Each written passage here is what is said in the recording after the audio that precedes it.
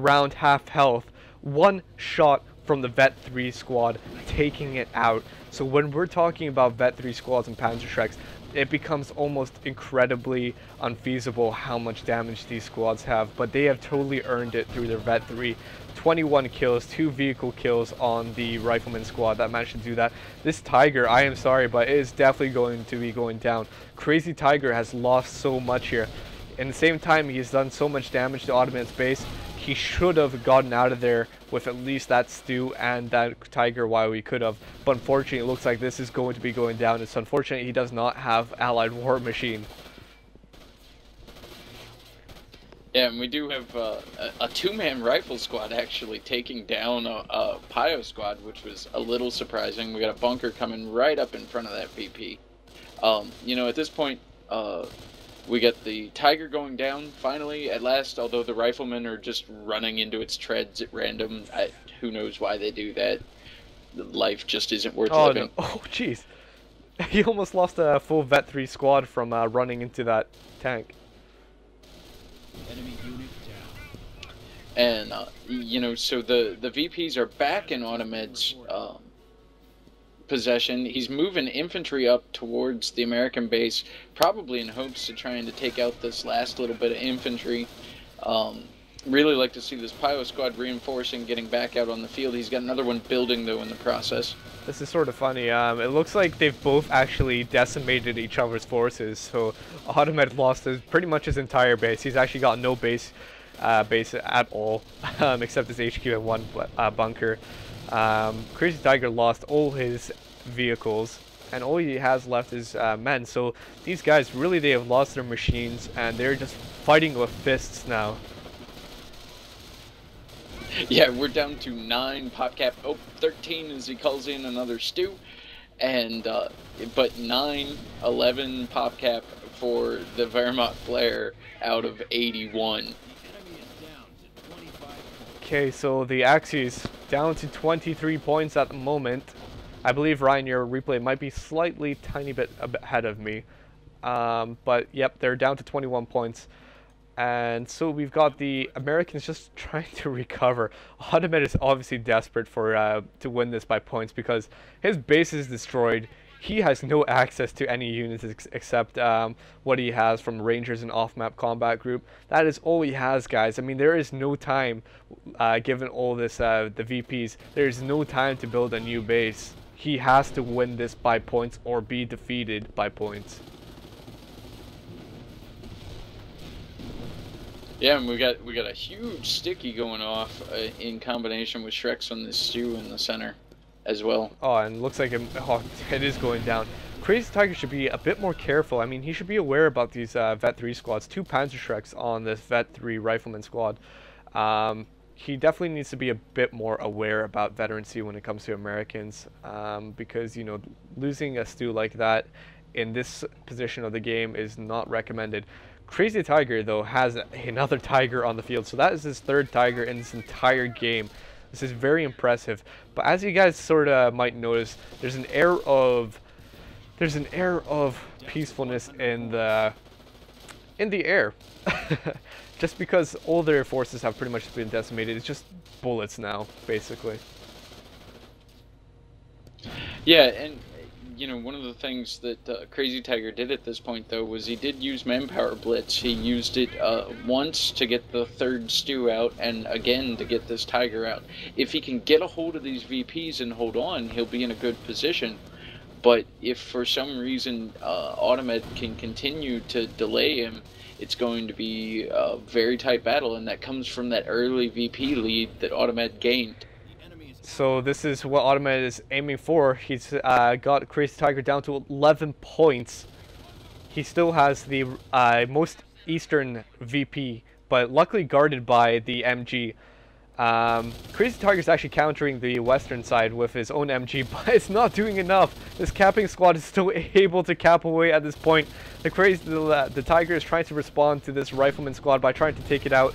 Points are going to become so vital now. These Volksgrenadiers need to be capturing this victory point. Yes, they do have it down, but CrazyTiger really needs to make sure that the center and the most eastern point are in his hands. If he cannot get something to cap this left point right now, there is no chance of surviving this. And down to 2 points, it does not look like it's going to happen. He's got Volkswagen squad rushing, and 1 point. And here we go. Playback is over. So, Ryan, I'm going to say that this game, when it came to the very last moments there was a very quietness to the game. You know, all the destruction had been done during the climactic moments of the game towards the end, and you're just basically down, as it was said, fighting with your fists just for the victory points. Unfortunately, CrazyTiger was not anticipating that this MG was not able to fully suppress the squad on the eastern side, and that's why he lost his VP. That's quite unfortunate, but Audemed managing to pull out that victory from out of nowhere, losing his entire base. I like that. Well done, Mr. Audemed. This is definitely, in my opinion, worthy of first place on this competition. Ryan, do you want to say anything about this? No, I think it's just it's an absolutely perfect example of tenacity and solid tactics. Just constantly rolling through and trying to kind of get from behind the ball after losing some tanks, and maybe a little overextension there, maybe not. Sometimes there are things that you can do to stop losses, and sometimes losses are going to happen. Audemed took a couple in the middle there, and it really tilted things against him. And he hung on, he had a VP lead, he stayed calm, and he kept harassing side to side and point to point, and that's what won him this game. And that's sort of the funny thing when you're playing games. There's a lot of times when you're in Audemed's position, you might want to give up, especially when your entire base is being destroyed. You have literally no manpower, literally no ammunition. There's a lot of times that you'd want to give up in a position like that, but these players, and this is what I mean, this is what I want to stress, is never the end until it is fully the end. When it says playback over or whatever, the game over, there's still always that opportunity. So what looked very bad for Audemed's position there, he still managed to pull out a win out of nowhere by victory points. Totally valid way to win the game. You do not have to annihilate your player, the enemy, from with his base structures. You can also win by victory points. So 2 ways of winning. Audemed won by VPs. I totally commend Audemed for this replay. He done a very, very good job. A lot of persistence at just constantly throwing what he could. So Ryan, do we have to say anything else before we finish off this replay? No, I just, absolutely, I think we ought to express our gratitude to the people who sent in replays, and, for all of the support and everything that we've gotten along the way from people watching the replays and commenting and just having a good time. And that's what I was about to mention. I also want to thank everyone for making this competition what it was. The prizes weren't big, but the prizes weren't what drove this replay competition. It was fun. It was for you guys to get your game shoutcasted for all skill levels. I mean, we saw many different games, and we're actually going to be releasing the replay pack for this competition. So we probably got over 50 submissions, and we'll be releasing all of it to you guys to watch and hopefully enjoy.